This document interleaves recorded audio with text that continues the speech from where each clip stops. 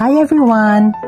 Today is a special day for the family dahil natupad din yung wish namin to travel this year to Singapore. I'm sure this is going to be fun to experience a very memorable and unforgettable adventure with the family.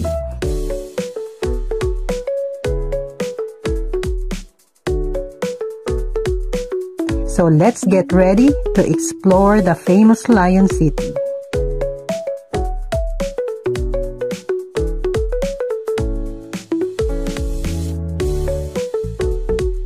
We're all set and ready to go.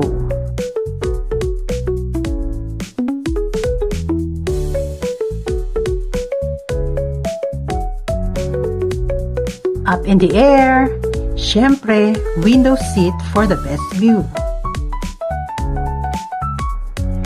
Singapore, here we come!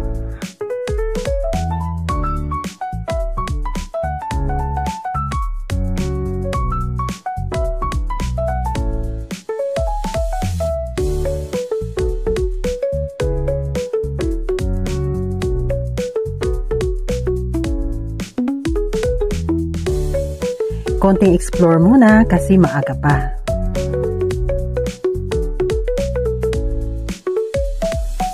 Wow! Ang daming shops and dining options. Napaka-modern ng design at may cozy lounges pa.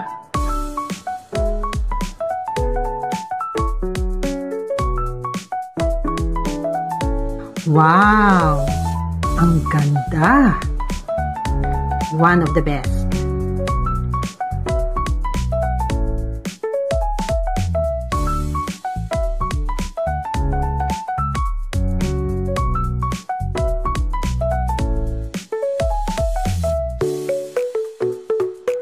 Ang transport system daw ng Singapore ay very efficient.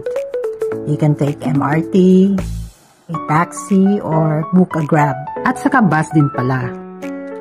This time, we're taking a Grab for a smooth ride to the hotel.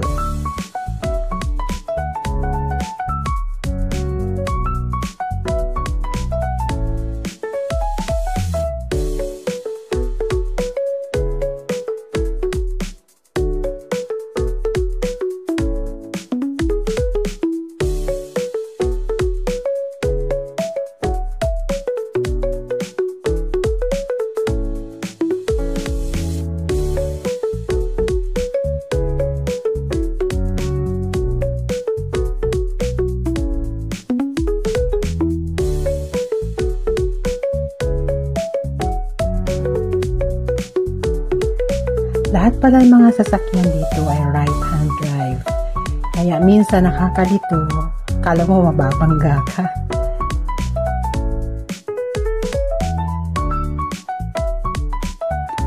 On the way to the hotel, nadaanan namin yung ilang mga attractions like Singapore Flyer.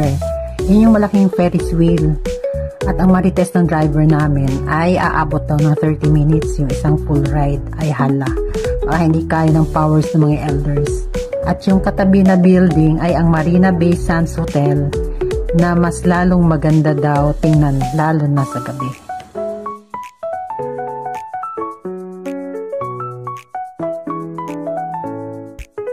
Alam nyo, nakakatuwa dito sa Singapore kasi kahit sa dami ng mga building na nakatayo, madami ding mga puno na nakikita sa tabi ng kalsada. And then, meron pang mini parks na kung saan pwedeng mag-walking or jogging.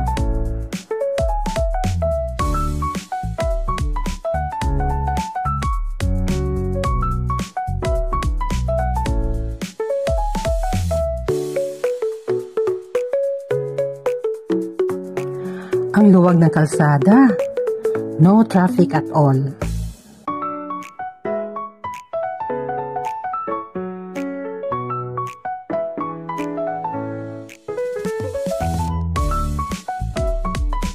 Yes, we just arrived safely at the hotel.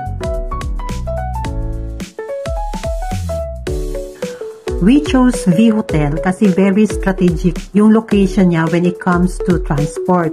Malapit siya sa MRT Lavender Station at sa mga bus stations. Malapit din siya sa mga coffee shops, restaurants, and supermarkets. At malapit siya sa famous Mustafa Center. Time to settle in para makapagpahinga ng konti at para makapag-freshen up na rin bago maghanap ng makakainan ng dinner. At medyo tomguts na mga kasama ko. Ay, ako din pala. Kaya naman, while waiting for the others, nag-explore ako ng slide sa area.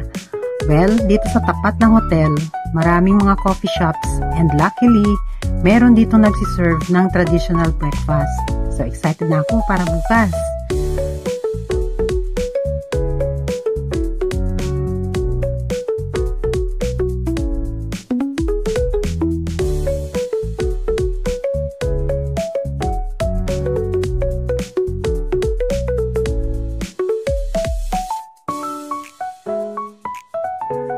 Meron ding bakery and pastries on the sides. Even McDonald's doon sa dulo. Meron ding on-the-go na mga noodle stand at luto na ulam. Beside the hotel ay may money changer. Kaya lang, mas mababa ang palitan. Better kung may e-wallet kayo, yun na lang kasi widely used na rin dito yon. Walking distance lang from the hotel yung kinainan namin ng dinner. Isang Thai restaurant sa Aperia Mall. Picture-picture muna while waiting sa food at hindi na nga naulit kasi yung sinerve yung food ay galit-galit muna. After dinner, tumaan kami sa katabing Thai supermarket para tumingin ng mga snacks at bottled water. Then, we headed back to the hotel para makapag-recharge para sa gala bukas. Stay tuned for more adventure. We'll be right back!